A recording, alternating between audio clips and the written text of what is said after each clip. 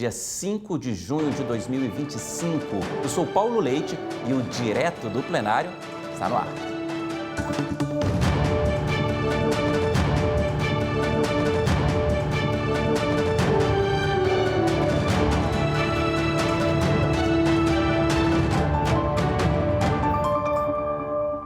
Você acompanha em instantes aqui com a gente a sessão dessa quinta no Tribunal Superior Eleitoral. E quem explica para a gente os processos dessa manhã de julgamentos é a professora de Direito Eleitoral, Ingrid Neves Reale. Tudo bem, doutora Ingrid? Bem-vinda. Tudo bom, Paulo. Obrigada pelo convite, uma satisfação estar aqui. Prazer é nosso. Vamos para a pauta? Vamos embora. Bom, a pauta de hoje tem 8 processos previstos. São 5 casos de propaganda irregular, 1 de conduta vedada e 2 listas tríplices. As análises dessas listas, por sinal, abrem a pauta de hoje. Os ministros avaliam os indicados para compor os tribunais regionais eleitorais de São Paulo e do Rio Grande do Sul. Processos que têm como relatores o ministro André Mendonça, caso de São Paulo, e a ministra Isabel Galotti, no item do Rio Grande do Sul. Já o processo seguinte, terceiro da pauta dessa quinta, discute conduta vedada a agente público. De forma resumida, são recursos contra a decisão que condenou o atual prefeito de Xique-Xique, na Bahia, o Renan Pinto Dantas Braga, e o ex-prefeito da cidade, o Reinaldo Teixeira Braga Filho. Você vê os detalhes aqui com a gente para acompanhar junto com a gente. Eles foram condenados a pagar multa de R$ 5.320,50, justamente por conduta vedada. E eu começo por esse ponto aqui, doutora Ingrid. Que conduta vedada foi essa que não foi respeitada? Nesse caso de Xique-Xique na Bahia, o prefeito anterior e o prefeito eleito em 2024 foram multados porque houve uma manutenção de propaganda institucional, pintura em muro, placa de obra, que são condutas vedadas aos agentes públicos no período eleitoral. Então, essa publicidade institucional foi mantida, permaneceu nos muros e nas obras no período vedado. Por isso eles foram multados. E esse período vedado, 3 meses antes... 3 meses antes da eleição. Da eleição, não é isso? E agora eles tentam aqui no tribunal, imagino, reverter, né? Provavelmente, sim. Essa condenação. Isso. Esse é o item 3, portanto, da pauta de hoje. A gente acompanha ao vivo daqui a pouquinho, direto do plenário do Tribunal Superior Eleitoral. Bom, a gente muda de assunto mais uma vez para falar de propaganda irregular daqui para frente. Esse é o tema dos 5 processos seguintes. Eu começo essa discussão sobre propaganda com um caso que tem origem em Gurupá, no Pará. O recurso de Maria Iracilda de Almeida Alho, prefeita da cidade, e de Rosélio Pureza da Silva, vice-prefeito, contra uma condenação por uso de bandeira durante a campanha. Explica esse caso para a gente, doutora Ingrid, o que não é permitido? Claro. No período da propaganda eleitoral, não é permitido que se mantenha propaganda eleitoral em bens públicos ou bens de uso comum do povo. Quais seriam esses bens? Por exemplo, postes de iluminação, sinalização de trânsito, passarelas, pontes, viadutos e até parada de ônibus. Então, não pode manter propaganda eleitoral nesses bens que são bens públicos ou de uso comum do povo. Nesse caso aqui, houve a fixação de bandeiras em bens desses de uso comum do povo e não é permitido. Aqui, nesse caso, a multa incide se o candidato mantiver a propaganda no bem público ou de uso comum. Então, o candidato é notificado para retirar a propaganda. É dada essa oportunidade, o prazo é fixado pelo juiz eleitoral e, nesse caso aqui, não foi restaurado o bem. Então, por isso, houve a aplicação de multa. Ele foi notificado, não cumpriu a notificação e aí sim foi multado uma multa aqui de R$7.000. Ele tem a oportunidade de restaurar o bem, né? Retirar a propaganda e aí sim ele não restaurou e aí foi multado. Agora, bandeirar é permitido. Sim, agora tem regras específicas, não é isso? Tem regras específicas. Você só pode utilizar as bandeiras se elas forem móveis. Geralmente a gente vê as pessoas utilizando as bandeiras, né? Empunhando as bandeiras, os cabos eleitorais, as pessoas contratadas para a campanha. E dessa forma elas podem ser utilizadas, né? É o que a lei permite. desde que não atrapalhem também a circulação, o trânsito, a visibilidade. Isso é um ponto importante, né? Sim. Porque eles geralmente estão ali na beira das ruas, né? Das pistas, e atrapalhar o trânsito pode ser perigoso e isso é proibido. Pode. Sim, não, e nem é desejável, né? A gente quer que as campanhas sejam agradáveis, limpas, né? E mantendo a paridade de armas nesse sentido. Prejudicar a população, eu acho que foge um pouco do intuito da propaganda, né? Que é de convencer o eleitor. Essa questão da paridade, claro, né, tem que convencer o eleitor, né, a votar nessa pessoa, e a paridade de armas, que você até citava aqui, né, é um princípio da justiça eleitoral, né? Os candidatos têm que partir de um ponto de equilíbrio, eles têm que ter, ser garantido pelo menos o tanto quanto possível, né, porque isso às vezes é um ideal que não se consegue alcançar, mas o tanto quanto possível, a mesma visibilidade, as mesmas oportunidades perante o eleitorado. Bom, a gente segue aqui porque no caso seguinte, o quinto da pauta de hoje, a discussão é sobre propaganda eleitoral antecipada feita no Instagram por meio das famosas palavras mágicas. Mais detalhes para você acompanhar aqui no nosso telão. Caso com origem em Porto da Folha, Sergipe, que se refere às eleições do ano passado, eleições 2024.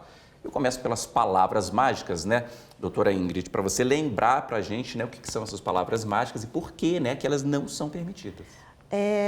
A gente precisa falar um pouco da pré-campanha, nesse caso, né, para entender. A pré-campanha, que são atos de propaganda praticados antes do período eleitoral, já é uma realidade admitida pela legislação eleitoral.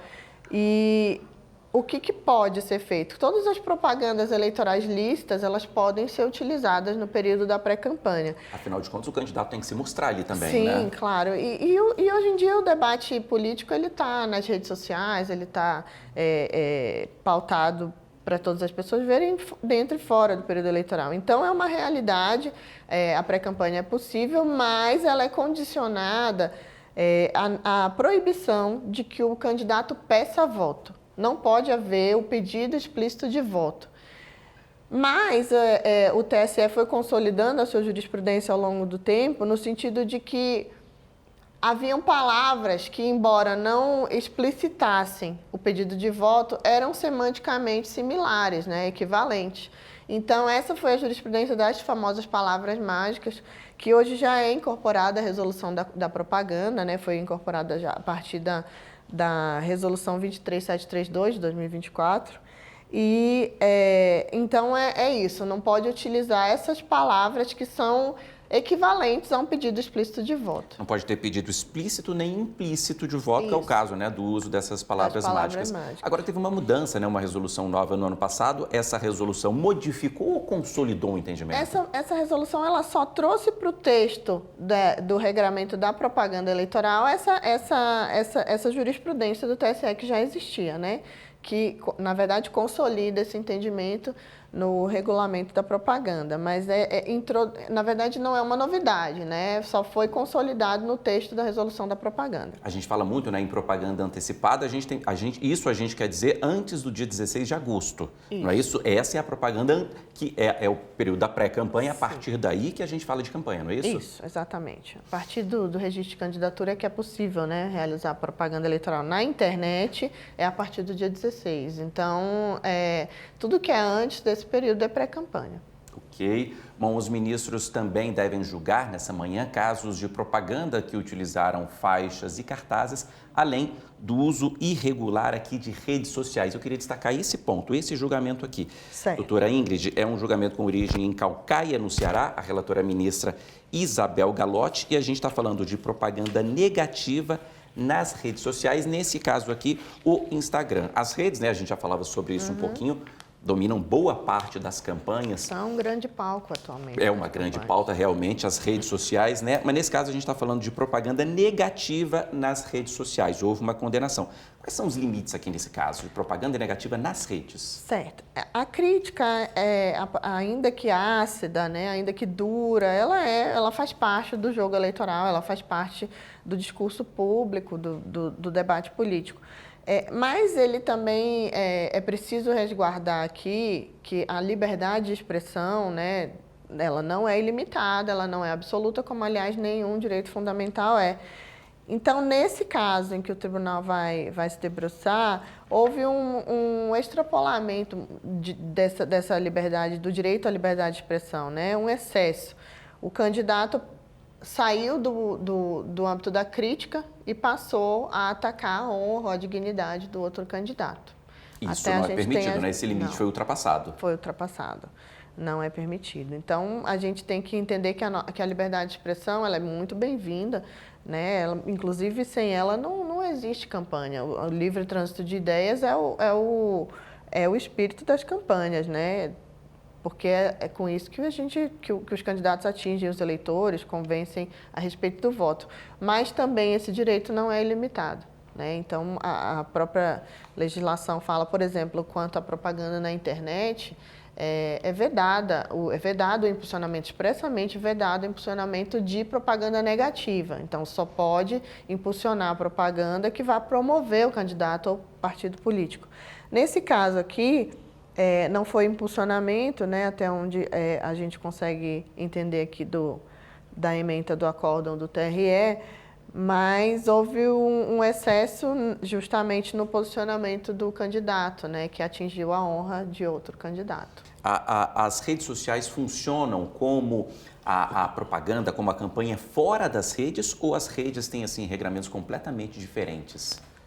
Algumas coisas são aplicáveis, né, como o período da campanha, algumas regras são aplicáveis também à internet, mas a gente percebe um amadurecimento do posicionamento do TSE, né, que vem para dentro das resoluções com muitas novidades. O legislador ainda não se debruçou exatamente sobre a aplicação de novas tecnologias, né, na campanha eleitoral, mas o TSE tem procurado se adequar, até porque existe uma delegação legislativa para isso, no artigo 57J da Lei das Eleições, que delega ao TSE a possibilidade de adequar as regras de propaganda aos avanços tecnológicos. Então, é o que tem acontecido. E essas novidades vêm praticamente todo dia, toda semana. Há muita novidade, né? Então, também é preciso né, correr atrás para que fixar limites, né? A tecnologia está na nossa frente, está sempre à frente do legislador, à frente da aplicação do direito, mas essas situações são postas, né? Então, tem que ser resolvidas, tem que ser solucionadas de alguma forma. Com o insumo que se tem hoje é o posicionamento jurisprudencial e o que tem na resolução da propaganda eleitoral. Também há, né, regras específicas, como, por exemplo, o próprio impulsionamento na lei eleitoral, mas muita coisa ainda não foi debatida pelo legislador. Ok, bom, eu lembro que a sessão do Tribunal Superior Eleitoral começa em instantes. Enquanto isso, veja as notícias mais recentes da Justiça Eleitoral. Bom, em Mato Grosso, a Polícia Federal deflagrou em Várzea Grande e Cuiabá a Operação Rescaldo, de combate à prática de crimes praticados durante as eleições do ano passado, eleições 2024. Os policiais cumpriram 2 mandados de busca e apreensão expedidos pelo Tribunal Regional Eleitoral do Estado.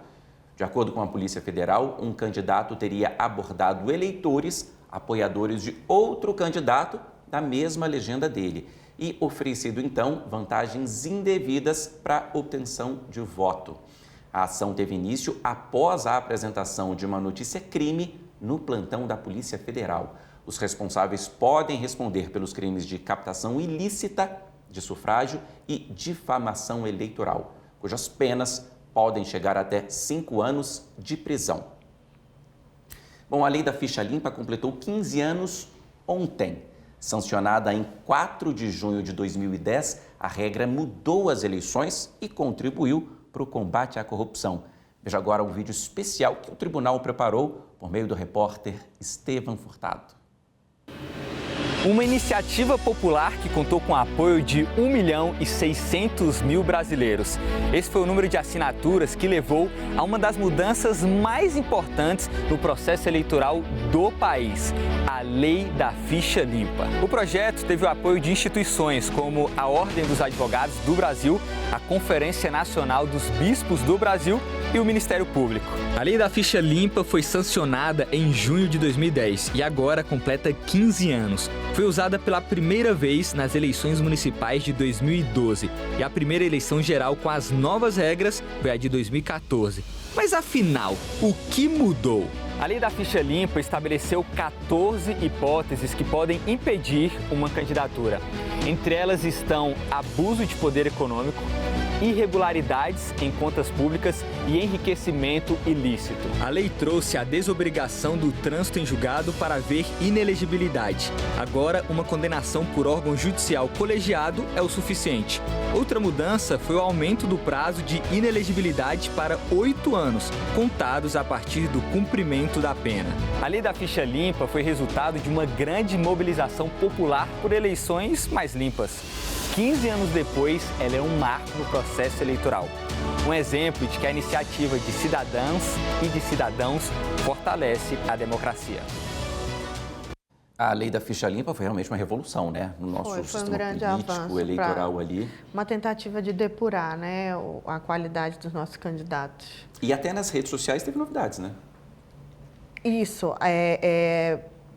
O TSE sedimentou o seu posicionamento de que pode haver abuso do poder econômico e uso indevido dos meios de comunicação nas plataformas digitais. Então, se os candidatos, de alguma forma, abusarem no uso de recursos financeiros, né, de campanha, ou, de alguma forma, se prevalecerem de ferramentas indevidamente, ferramentas que são disponibilizadas pelas redes sociais, ou fizerem disparos em massa, por exemplo, de fake news ou de desinformação. Hoje em dia, essas condutas elas podem ser apuradas como abuso.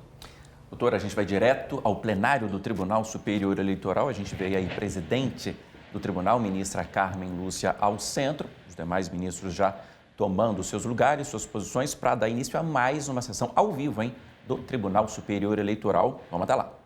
Bom dia a todas as pessoas. Podemos nos assentar. Declaro aberta a sessão desta quinta-feira, 5 de junho de 2025, do Tribunal Superior Eleitoral.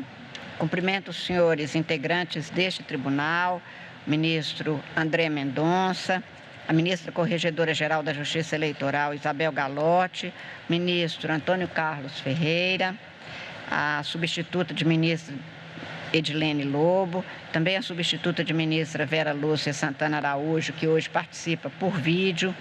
Cumprimento a senhora Corregedora-Geral da Justiça Eleitoral, ministra Isabel Galotti, o senhor vice-procurador-geral eleitoral, doutor Alexandre Espinosa, o senhor diretor-geral da Secretaria do Tribunal Superior Eleitoral, senhoras advogadas, senhores advogados, todos servidores.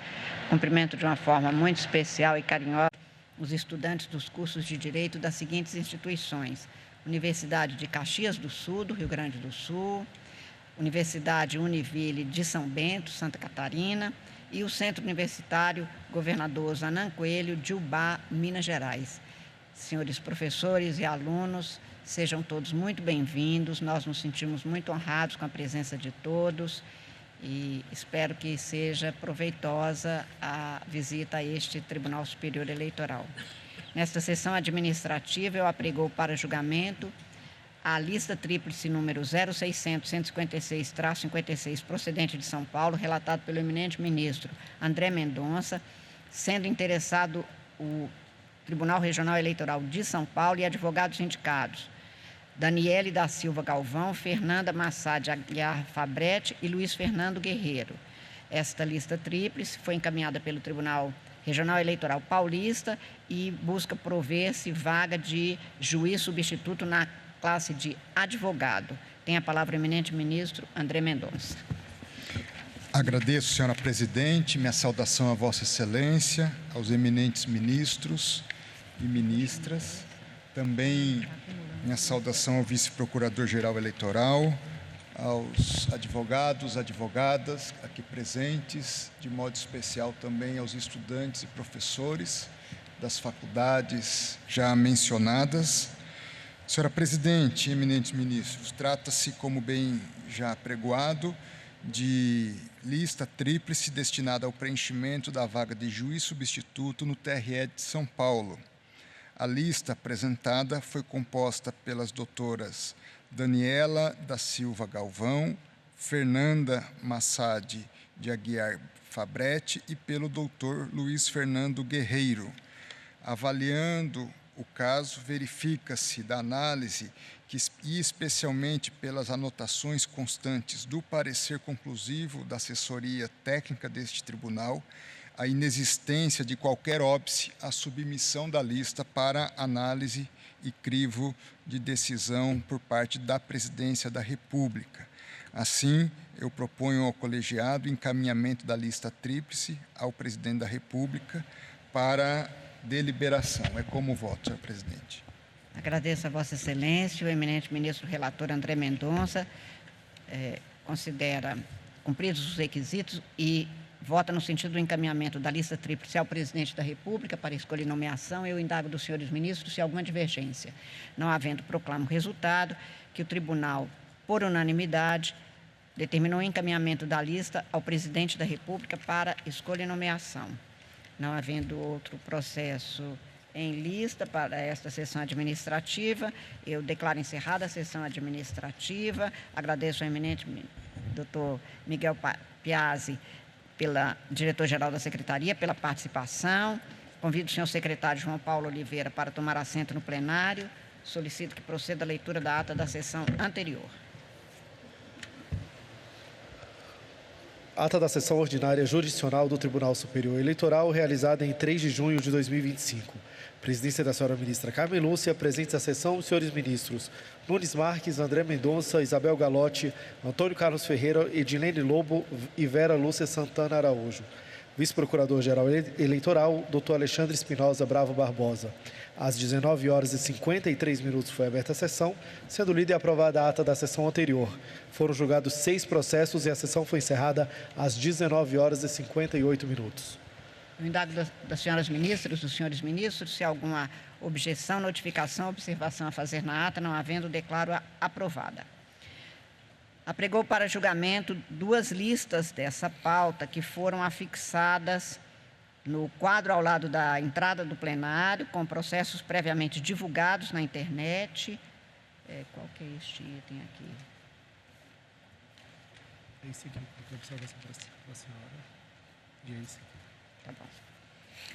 A lista número 1, relatada pelo eminente ministro André Mendonça, tem 3 processos, que são agravos regimentais em agravo, em recurso especial eleitoral e em recurso especial eleitoral. Nestes 3 casos, o eminente ministro relator nega provimento aos agravos e eu indago dos senhores ministros se há alguma divergência. Não havendo, proclamo o resultado que o tribunal, por unanimidade, negou provimento aos agravos nos termos do voto do relator. A lista número 1, relatada pela eminente ministra Isabel Galotti, tem 3 processos, sendo que nesta lista, o item 2, todos os casos são de agravo regimental em agravo regimental, declinou suspeição por motivo de foro íntimo à ministra Edilene Lobo. Em todos os 3 casos, a eminente ministra Isabel Galotti nega provimento aos agravos. Eu indago dos senhores ministros se há alguma divergência. Não havendo, proclamo o resultado que o tribunal, por unanimidade, negou provimento aos agravos nos termos do voto da relatora. Indago dos senhores ministros, das senhoras ministras, se há alguma matéria urgente posta em mesa a ser apreciada pelo tribunal. Não havendo nenhum processo a ser julgado e nenhuma urgência posta pelos senhores ministros, agradeço a presença de todos, de uma forma muito especial aos professores e estudantes aqui presentes, aos quais eu reitero a nossa satisfação pela presença, esperando que possam, com essa visita, conhecer um pouco da Justiça Eleitoral e desejo um excelente dia para todos, declarando encerrada a presente sessão. Muito obrigada.